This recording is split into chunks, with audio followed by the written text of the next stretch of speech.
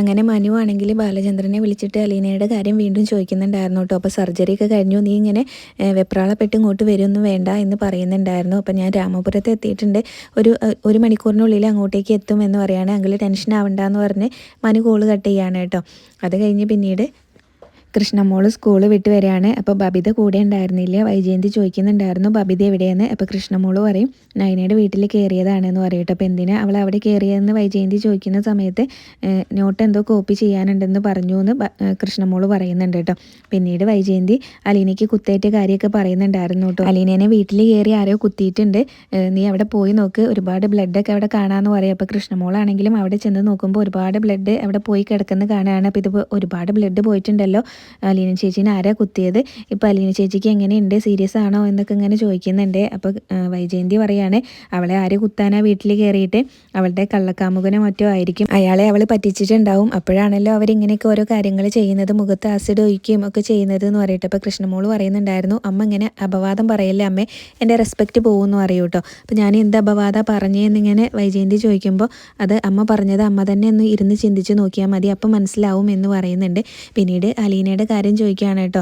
അലീന ചേച്ചിക്ക് ഇപ്പം എങ്ങനെയുണ്ട്, അലീന ചേച്ചിയുടെ അടുത്ത് ആരാ ഉള്ളത് എന്നൊക്കെ ചോദിക്കുന്നുണ്ട്. അപ്പോൾ നിൻ്റെ അച്ഛന് പിന്നെ വേറെ ആരാ അവിടെ ഉണ്ടാവുക എന്ന് ചോദിക്കും. അപ്പോൾ അലീനെ കുറിച്ച് ചോദിക്കുമ്പോൾ വൈജയന്തിക്ക് ഒന്നും അറിയില്ല കേട്ടോ. അപ്പോൾ കൃഷ്ണമോളാണെങ്കിലും പറയുന്നുണ്ടായിരുന്നു അമ്മ ഇതൊന്നും അന്വേഷിച്ചിട്ടില്ലേ എന്ന് ചോദിക്കും. അപ്പോൾ നീ നിൻ്റെ അച്ഛനെ വിളിച്ച് അന്വേഷിച്ച് നോക്ക് കാര്യങ്ങൾ, എനിക്കൊന്നും അറിയില്ല എന്ന് പറയുമ്പോൾ കൃഷ്ണമോള് പറയുന്നുണ്ടായിരുന്നു ഒരു കുടുംബത്തിൻ്റെ ഉത്തരവാദിത്തമുള്ള അമ്മ ഇങ്ങനെയല്ല കേട്ടോ അമ്മയെ പറയേണ്ടതും പെരുമാറേണ്ടതും എന്ന് പറഞ്ഞ് ദേഷ്യപ്പെട്ട് അവിടെ നിന്ന് അങ്ങ് പോവാണ് കേട്ടോ. അത് കഴിഞ്ഞ് പിന്നീട് ഹരേനെയും രോഹിത്തിനെയാണ് കാണിക്കുന്നത്. രണ്ടുപേർക്കും നല്ല ടെൻഷനാണ് കേട്ടോ, ഒരു വിവരം അറിഞ്ഞിട്ടില്ല. അതുകൊണ്ട് തന്നെ അലീന ജീവിച്ചിരിപ്പുണ്ടെങ്കിൽ എന്തായാലും ഇനിയിപ്പോൾ കൊലക്കേസിൽ പ്രതിയാവണ്ട എന്നാണ് ഹരി പറയുന്നത്. എന്തായാലും കൊലപാതക കുറ്റം വരും എന്ന് അതുപോലെ തന്നെ രോഹിത്തും പറയുന്നുണ്ട്. രോഹിത്തിനും പേടിയാണ്. അപ്പോൾ ഹരി പറയുന്നുണ്ടായിരുന്നു നമുക്കൊരു ഫുൾ ടാങ്ക് പെട്രോൾ അടിച്ച് വെക്കാം, എന്നിട്ട് ഊട്ടിയോ കൊടൈക്കനാലോ എവിടെയെന്ന് വെച്ചാൽ പോവാം, അവിടെ ആകുമ്പോൾ നമ്മളെ ആരും പിടിക്കുകയൊന്നുമില്ല, ടൂറിസ്റ്റ് പ്ലേസ് ആണല്ലോ എന്ന് പറയുന്നുണ്ട് കേട്ടോ. അപ്പോൾ പെട്രോൾ അടിക്കാൻ മാത്രം മതിയോ, അങ്ങോട്ടൊക്കെ ചെന്നിട്ടുണ്ടെങ്കിൽ എന്തുമാത്രം ചിലവ് വരും നിനക്കറിയോ, നമുക്ക് ജീവിക്കൊന്നും വേണ്ട അവിടെ ചെന്നിട്ട് എന്നിങ്ങനെ പറയുന്നുണ്ടായിരുന്നു. അപ്പോൾ ഹരി പറയുന്നുണ്ടായിരുന്നു അതിന് നമുക്ക് അമ്മയുടെ അലമാര കുത്തി തുറക്കാൻ വീട്ടിൽ ചെന്നിട്ട് എന്ന് പറയും കേട്ടോ. എന്തായാലും നമ്മളൊരു 3 ദിവസത്തിനുള്ളിൽ പോലീസ് എന്തായാലും പൊക്കും എന്ന് പറയുന്നുണ്ട്. എല്ലായിടത്തും CCTV ക്യാമറയൊക്കെ ഉള്ളതുകൊണ്ട് ഇപ്പോൾ ഒരു പട്ടി ഇങ്ങനെ ഏത് വഴിയാണ് പോയതെന്ന് അറിയാൻ പോലും അത് നോക്കിയാൽ മതി എന്നൊക്കെ പറയാൻ കേട്ടോ. അതുകൊണ്ട് നമ്മൾ എവിടെ പോയാലും നമ്മളെ പോലീസ് പൊക്കും എന്ന് പറയുന്നുണ്ട്. അവർക്ക് രണ്ടുപേർക്കും നല്ല ടെൻഷനാണ് കേട്ടോ. അതുകൊണ്ട് തന്നെ ഹരി പറയുന്നുണ്ടായിരുന്നു ഇനിയിപ്പോൾ എന്തായാലും നമുക്ക് ഉടനെ ഒന്നും വീട്ടിലേക്ക് തിരിച്ച് പോകണ്ട എന്നും പറയുന്നുണ്ട്. പിന്നീട് മനു ആണെങ്കിൽ ഹോസ്പിറ്റലിലേക്ക് എത്തുന്നുണ്ട് കേട്ടോ. വന്ന ഉടനെ തന്നെ അലീനയുടെ കാര്യം തന്നെയാണ് ചോദിക്കുന്നത്. അപ്പോൾ അലീനേനെ സർജറിയൊക്കെ കഴിഞ്ഞ് മാറ്റിയിട്ടുണ്ട് എന്ന് ബാലേന്ദ്രനും പറയുന്നുണ്ട്. ഒരുപാട് ബ്ലഡ് പോയിട്ടുണ്ട് എന്ന് പറയൂ കേട്ടോ.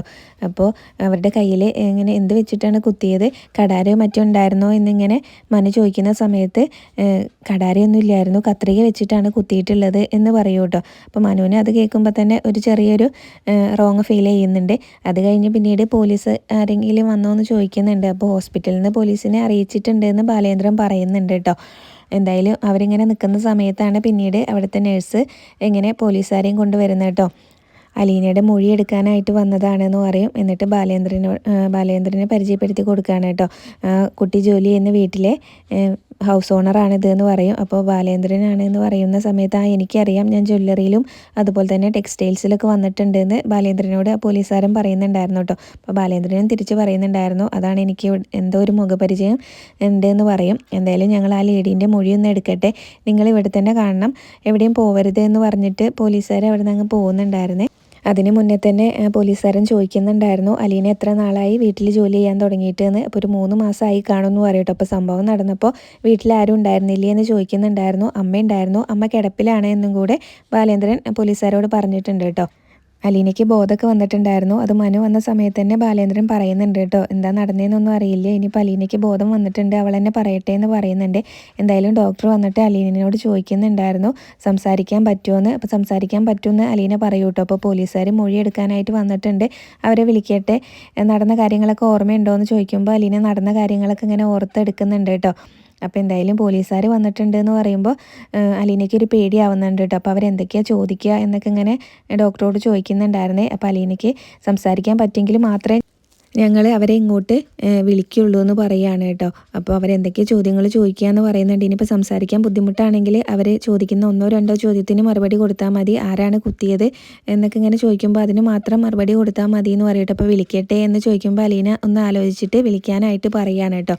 പിന്നീട് കാണിക്കുന്നത് പോലീസുകാർ അലീനയുടെ മൊഴിയെടുത്ത് തിരിച്ചു വരുന്നതായിട്ടാണ്. അപ്പോൾ ബാലേന്ദ്രൻ അവരോട് ചോദിക്കുന്നുണ്ടായിരുന്നു അലീന എന്താ പറഞ്ഞതെന്ന്. അപ്പോൾ ബാലേന്ദ്രനോട് ആ പോലീസുകാരൻ പറയുകയാണ്, നിങ്ങളുടെ ക്യൂരിയോസിറ്റി എനിക്ക് മനസ്സിലാവും, പക്ഷേ നമ്മൾ വിചാരിക്കുന്ന പോലെയൊന്നല്ല കാര്യങ്ങൾ. ആ കുട്ടി പറഞ്ഞത് ആ കുട്ടി ചെയറിൽ കയറി നിന്നിട്ട് ഡോർ കർട്ടൻ്റെ നൂല് വെട്ടുമായിരുന്നു. അപ്പോൾ ആ സമയത്ത് കസേര മറിഞ്ഞ് താഴെ വീണു, കയ്യിലുണ്ടായിരുന്ന കത്രിക അറിയാതെ വയറിൽ കുത്തി കയറിയതാണെന്നാണ് പറഞ്ഞതെന്ന് പറയൂ കേട്ടോ. ഇതിനിപ്പോൾ കേസ് എടുക്കാനൊന്നും പറ്റില്ല. ഇത് അലീന പറഞ്ഞ സമയത്ത് അവിടെ ഡോക്ടർ ശർമ്മയും നേഴ്സൊക്കെ ഉണ്ടായിരുന്നു എന്ന് പറയും. അപ്പോൾ ബാലേന്ദ്രൻ പറയാണ്, അലീന അങ്ങനെ പറഞ്ഞിട്ടുണ്ടെങ്കിൽ അത് സത്യം തന്നെയായിരിക്കും, അവൾക്ക് കള്ളം പറയേണ്ട കാര്യമില്ലല്ലോ, അവൾ കള്ളം പറയാത്ത കുട്ടിയാണെന്നും കൂടെ പറയുന്നുണ്ട് കേട്ടോ. അപ്പോൾ എന്തായാലും ഇതിന് കേസ് എടുക്കാൻ പറ്റില്ല, ഇതിപ്പോൾ സ്വയം വന്നൊരു കാര്യമാണല്ലോ, ആരും കുത്തിയതൊന്നല്ലല്ലോ, ആർക്കും പരാതിയില്ല, അതുകൊണ്ട് കേസ് എടുക്കാൻ പറ്റില്ല എന്ന് പറയും. അപ്പോൾ മനുവിന് വീണ്ടും ഒരു സംശയമാണ് കേട്ടോ. അപ്പോൾ വേറെ എന്തെങ്കിലും ആയിരിക്കുമോ എന്നിങ്ങനെ പറയാൻ തുടങ്ങുമ്പോൾ സ്വന്തം കയ്യിലെ നഖം മുറിക്കുമ്പോൾ മുറിയായതിന് ആരെങ്കിലും കേസ് എടുക്കുമോ, എന്തായാലും കേസ് എടുക്കാൻ പറ്റില്ല എന്ന് പറഞ്ഞാൽ അവർ പോകുമ്പോഴും മനുവിന് ആകെ സംശയമാണ് കേട്ടോ. മനു ബാലേന്ദ്രനോട് പറയുന്നുണ്ടായിരുന്നു, അലീന അങ്ങനെ പറഞ്ഞതിൽ എനിക്ക് എന്തോ ഒരു സംശയം ഉണ്ടെന്ന് പറയൂ കേട്ടോ. പിന്നീട് വീണ്ടും ബാലേന്ദ്രൻ എന്താണെന്നിങ്ങനെ ചോദിക്കുമ്പോൾ ഒന്നുമില്ലെങ്കിൽ അത് വിട്ടേക്കെന്ന് പെട്ടെന്ന് മനു പറയുന്നുണ്ടായിരുന്നേ. അത് കഴിഞ്ഞ് പിന്നീട് രോഹിത്തിനെയും ഹരീനെയും തന്നെയാണ് കാണിക്കുന്നത്. രണ്ടുപേർക്കും നല്ല ടെൻഷനാണ്, ഒരു വിവരം അറിഞ്ഞിട്ടില്ല കേട്ടോ അലീനയുടെ. അപ്പോൾ അതുകൊണ്ട് തന്നെ രോഹിത്തിനോട് പറയുന്നുണ്ടായിരുന്നു, നീ നിൻ്റെ അച്ഛനെ വിളിച്ച് ചോദിക്കുകയെന്ന് ഹരി പറയുമ്പോൾ രോഹിത് പറയുന്നുണ്ടായിരുന്നു, ഞാൻ അച്ഛനെ വിളിക്കില്ല, നീ അമ്മയെ വിളിക്കുകയെന്ന് ഹരിനോട് പറയുമ്പോൾ ഹരി ചോദിക്കുകയാണ്, എൻ്റെ അമ്മയാണോ വിളിക്കേണ്ടത് നിൻ്റെ അമ്മേനെയാണോ വിളിക്കേണ്ടതെന്ന് ചോദിക്കട്ടോ. അപ്പോൾ രോഹിത് പറയുകയാണ് എൻ്റെ അമ്മേനെ വിളിക്കുകയെന്ന്. അപ്പം വിളിക്കാലേ എന്ന് പറഞ്ഞിട്ട് എന്തായാലും ഹരി വിളിക്കുന്നുണ്ടായിരുന്നേ. അപ്പോൾ ഹരി വിളിച്ചിട്ട് ചോദിക്കുന്നത് എന്തായി അവിടുത്തെ കാര്യങ്ങൾ എന്നാണ് കേട്ടോ വൈജയന്തിനോട്. അപ്പോൾ ഇവിടെ എന്താവാനാ എന്നിങ്ങനെ പറയും. അല്ല അവിടുത്തെ സെർവൻറ്റിനെ ആരോ കുത്തിയെന്നോ, അവൾ ഹോസ്പിറ്റലിലാണെന്നൊക്കെ അമ്മ പറഞ്ഞു, അപ്പോൾ അത് അറിയാൻ വേണ്ടി വിളിച്ചാന്ന് പറയുമ്പോൾ അവൾക്ക് ബോധമൊക്കെ വീണിട്ടുണ്ട്, അവളിങ്ങനെ പോലീസുകാർക്ക് മൊഴിയൊക്കെ കൊടുത്തു, അവൾ ആരും കുത്തിയതൊന്നല്ല, അവളിങ്ങനെ ഡോർ കർട്ടൻ്റെ നൂല് വെട്ടാൻ വേണ്ടിയിട്ട് കസേരയിൽ കയറിയപ്പോൾ അറിയാതെ കസേര മറിഞ്ഞ് കയ്യിലുണ്ടായിരുന്ന കത്രിക വയറിൽ കുത്തിയതാണെന്ന് പറയട്ടോ. അപ്പോൾ ഇത് ആരാ പറഞ്ഞതെന്ന് ചോദിക്കുമ്പോൾ ഇത് അലീന പോലീസിനോട് പറഞ്ഞതാണ്, പോലീസിന് മൊഴി കൊടുത്തതാണെന്ന് പറയൂട്ടോ. അപ്പോൾ അങ്ങനെ അവൾ പറഞ്ഞു എന്ന് ചോദിക്കുമ്പോൾ പിന്നെ അവൾ എങ്ങനെയാണ് പറയേണ്ടതെന്ന് വൈജയന്തി തിരിച്ചും ചോദിക്കുന്നുണ്ടായിരുന്നു. അല്ല ഞങ്ങളൊക്കെ വിചാരിച്ചത് ആൻറ്റിയുടെ വീട്ടിൽ ഏതോ ഒരു ആക്രമി കടന്നു കയറിയിട്ട് അവളെ കുത്തിയതാണെന്നാണെന്ന് പറയൂട്ടോ. അപ്പോൾ അങ്ങനെയൊന്നല്ല സംഭവം എന്ന് വൈജയന്തിയും പറയുന്നുണ്ടായിരുന്നു. എന്നിട്ട് ചോദിക്കുന്നുണ്ടായിരുന്നു, നീ രോഹിതിനെ കണ്ടായിരുന്നോ, രോഹിതിനെ വിളിച്ചായിരുന്നോ എന്ന് ചോദിക്കൂ കേട്ടോ. അപ്പോൾ രോഹിത് ഇതുവരെ വന്നിട്ടില്ലേ എന്നൊക്കെ ഇങ്ങനെ അറിയാത്ത പോലെ ഹരി ചോദിക്കുന്നുണ്ടായിരുന്നു. അപ്പോൾ അവൻ ഇതുവരെ വന്നിട്ടില്ല, അവനെ വിളിച്ചിട്ട് ഇങ്ങനെ ഫോൺ സ്വിച്ച് ഓഫ് ആണ് എന്ന് പറയൂ കേട്ടോ. അതിൻ്റെ ഇടയിൽ ഹരീനോട് രോഹിത് ഇങ്ങനെ പറയുന്നുണ്ടായിരുന്നു കേട്ടോ, ഫുട്ബോൾ മാച്ച് ഉണ്ട്, അതിന് പോയതാണെന്ന് പറയാനായിട്ട് പറയുന്നുണ്ട്. അപ്പോൾ അത് പറയുന്നുണ്ട് കേട്ടോ. അപ്പോൾ അവൻ കോളേജിലല്ലായിരുന്നോ, അവൻ ചിലപ്പോൾ ഫുട്ബോൾ കളിക്കാനായിട്ട് പോയിട്ടുണ്ടാവും എന്ന് പറയുന്നുണ്ട്. അപ്പോൾ നീ ഇപ്പോൾ അവനെ വിളിക്കാറും കാണാറൊന്നും ഇല്ലേ എന്നിങ്ങനെ വൈജയന്തി ചോദിക്കുമ്പോൾ ഞാനിപ്പോൾ അവനെ ഇങ്ങനെ വിളിക്കാറൊന്നുമില്ല, അതുപോലെ തന്നെ ഞാനാണ് അവനെ വഴി തെറ്റിക്കുന്നതാണല്ലോ പലരും പറയുന്നതെന്ന് പറയുമ്പോൾ ഞാൻ അങ്ങനെ പറഞ്ഞിട്ടില്ലല്ലോ എന്ന് വൈജയന്തി പറയുന്നുണ്ട്. അത് കഴിഞ്ഞ് ഹരീനോട് രോഹിത്തിനെ ഒന്ന് വിളിക്കാനായിട്ട് പറയുന്നുണ്ട് കേട്ടോ, അവൻ എവിടെയാണെന്നൊക്കെ അറിയാലോ എന്ന് പറയും. അപ്പോൾ എന്തായാലും ശരി ആൻറ്റി എന്ന് പറഞ്ഞിട്ട് ഹരി കോള് കട്ട് ചെയ്യാണ് കേട്ടോ. എന്നിട്ട് പിന്നെ എന്തായാലും രണ്ടുപേർക്കും നല്ല സമാധാനമാണ്. വൈജയന്തി പറയുന്നതെല്ലാം സ്പീക്കറിലിട്ടുകൊണ്ട് രോഹിത്തും കേട്ടിട്ടുണ്ടായിരുന്നു. കോള് വിളിക്കുമ്പോഴേ പറയുന്നുണ്ടായിരുന്നു കേട്ടോ, സ്പീക്കറിലിടെ, ടെൻഷൻ അടിച്ചിട്ട് വയ്യാന്ന് പറയുന്നുണ്ട്. എന്തായാലും അലീന പോലീസിന് അങ്ങനെ ഒരു മൊഴിയാണ് കൊടുത്തതെന്ന് അറിഞ്ഞപ്പോൾ തന്നെ അവർക്ക് സമാധാനമായിട്ടുണ്ട് കേട്ടോ. എന്തായാലും ടെൻഷൻ അടിച്ച് ഒരു 10 വർഷത്തെ ആയുസങ്ങ് ഉരുകി തീർന്നു എന്ന് രോഹിത് പറയുമ്പോൾ ഹരി അത് സമ്മതിക്കുകയാണ് കേട്ടോ. ഇനി എന്തായാലും നമുക്ക് വീട്ടിലേക്ക് തിരിച്ചു പോവാം, നീ വീട്ടിലേക്ക് പോകാൻ നോക്ക്, ഇനിയും വൈകിട്ടുണ്ടെങ്കിൽ അവർക്ക് സംശയമാവും എന്ന് പറയുകയാണ്. ഇപ്പോഴാണ് ഒന്ന് സമാധാനമായത്, ഇനിയിപ്പോൾ ഒരു സമാധാനത്തോടു കൂടെ കിടന്നുറങ്ങാലോ എന്നും പറയുന്നുണ്ട്. പിന്നെ രണ്ടുപേരും വീട്ടിലേക്ക് പോവാണ് കേട്ടോ. ഹരിയാണെങ്കിലും പോകുന്നതിന് മുന്നേ രോഹിത്തിനോട് വീട്ടിലെത്തിയിട്ട് വിളിക്കണേ എന്ന് പറയുന്നുണ്ട്. അപ്പോൾ ഇന്നത്തെ എപ്പിസോഡിൽ ഇത്രയാണ് കാണിച്ചത്. പിന്നെ നാളത്തെ പ്രൊമോ കാണിക്കുന്നുണ്ട്. രോഹിത്തിൻ്റെ മുറിയിലേക്ക് കൃഷ്ണമോള് വരുന്ന സമയത്ത് അവിടെ ക്യാപ്സൂളിൻ്റെ അത് കാണുന്നുണ്ട്. അപ്പോൾ ബബിതേനോട് ചോദിക്കുന്നുണ്ടായിരുന്നു ഇതെന്താ ചേച്ചീന്ന്. അപ്പോൾ ഇതൊരു ക്യാപ്സൂളാണല്ലോ എന്ന് പറഞ്ഞ് രണ്ടുപേരും അതെടുത്ത് നോക്കുന്നുണ്ട്. പിന്നീട് രോഹിത് വീട്ടിലേക്ക് വരുന്ന സമയത്ത് കൃഷ്ണമോള് ചോദിക്കുന്നുണ്ടായിരുന്നു ഇന്ന് രോഹിയേട്ടൻ ക്ലാസ് കട്ട് ചെയ്ത് വീട്ടിലേക്ക് വന്നായിരുന്നോ എന്ന് ചോദിക്കുന്നുണ്ട്. പിന്നെ മനുവും ഡോക്ടർ ശർമ്മയും കൂടെ സംസാരിക്കുന്നുണ്ട്. ശർമ്മ പറയുന്നുണ്ടായിരുന്നു മയക്കുമരുന്നോ ഉറക്കഗുളിയോ പോലത്തെ എന്തോ ഇതകത്ത് ചെന്നിട്ടുണ്ട്, അപ്പോഴാണ് ഇങ്ങനെ സംഭവിക്കുക എന്ന് പറയുന്നുണ്ട് കേട്ടോ.